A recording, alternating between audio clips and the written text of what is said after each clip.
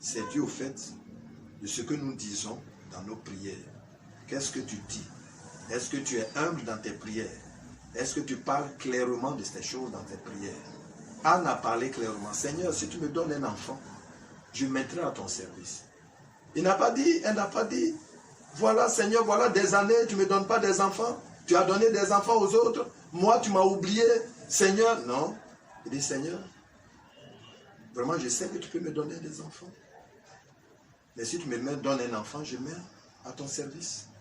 Et cette prière a touché le cœur de l'Éternel et il a exaucé. L'apôtre Paul dit que nous avons besoin toujours de l'aide du Saint-Esprit parce que nous ne savons pas ce qu'il convient de dire dans nos prières. Il a dit ça, il a dit cela dans Romains 8, verset 26. Donc, comment toi tu pries? Et qu'est-ce que tu dis dans tes prières? Qu'est-ce que tu dis dans tes prières? Et à certaines personnes aussi, quand elles prient, ils ne s'attendent pas à une réponse. C'est le cas d'une église de maison. Au temps de Pierre, quand il a été emprisonné,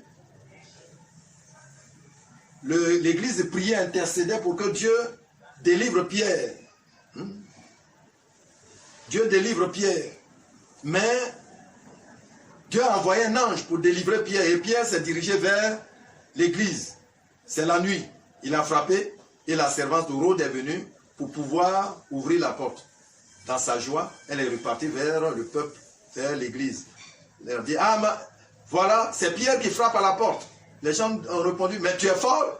Pierre, ce n'est pas lui, c'est son ange. Vous voyez, beaucoup de fois quand nous prions, nous ne nous attendons pas à une réponse. Mais il faut que nous prions. Parce que le Seigneur nous a dit que frappez et on vous ouvrira. Cherchez et vous trouverez. Donc, normalement, le Seigneur aimerait bien que nos prières soient exaucées. Nous prions pour que nos prières soient exaucées. Donc, le Seigneur s'est relevé, s'est levé et il a utilisé sa puissance surnaturelle. Et il a calmé le vent, il a calmé la tempête. Et il y a un très grand calme. Le vent est tombé et cela a étonné les disciples. C'est une très grande grâce. Quand nous sommes avec Jésus, il a la puissance divine. C'est vrai que c'est un homme comme nous, mais il a toute la puissance divine pour résoudre nos problèmes. Nous devons le considérer comme tel. Alors il a reproché à ses disciples, pourquoi êtes-vous peureux? Comment n'avez-vous pas de foi? Oui, effectivement, ils ont manqué de foi au Seigneur Jésus-Christ.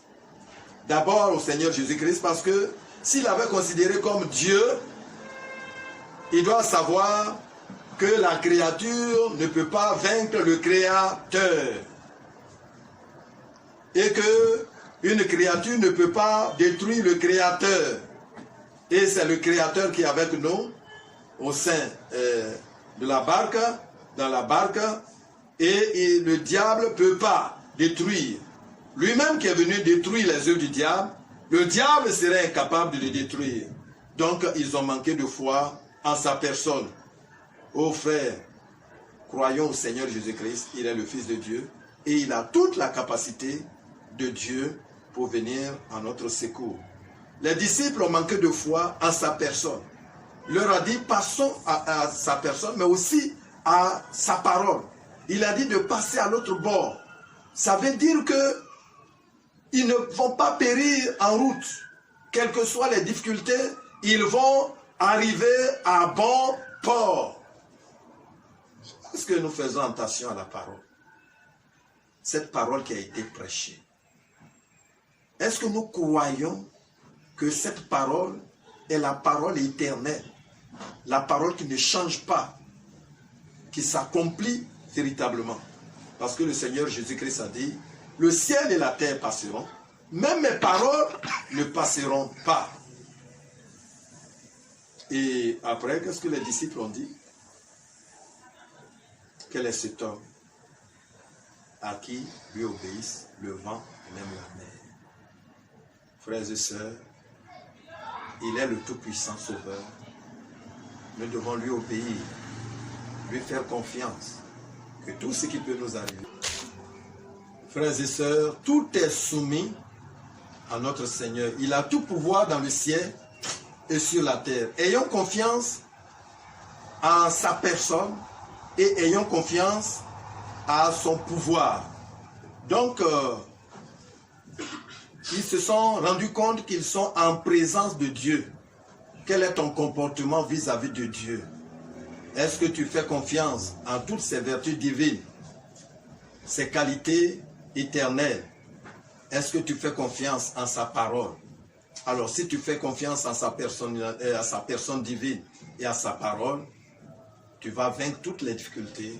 Tu parviendras à bon port, à arriver au ciel et à vaincre toutes les difficultés que tu traverses sur cette terre. Faisons confiance, ayons foi en lui et nous vaincrons. Nous vaincrons. Soyons honnêtes avec notre Seigneur. Que le Seigneur vous bénisse. Et nous allons baisser la tête et prier.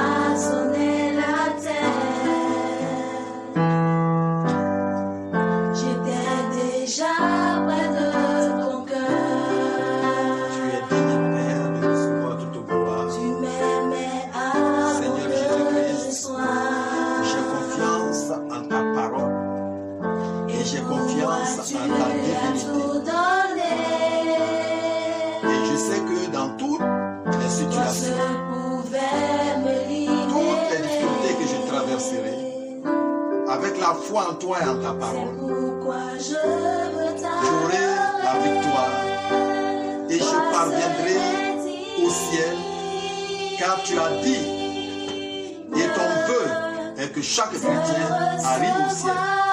Tu ne veux pas qu'un chrétien n'arrive pas au ciel et qu'il meure en chute. Oh Dieu, notre foi est en toi, notre confiance est en toi. Oh roi, nous devons mettre notre espoir en toi, en toutes choses, car tu veux notre bonheur et non notre malheur. Seigneur éternel, même en ces moments difficiles, nous croyons que tu vas nous préserver de cette contagion de Covid-19 et aussi tu vas guérir les frères et les sœurs qui sont malades. Nous prions afin que tu guérisses notre pays, que ton nom soit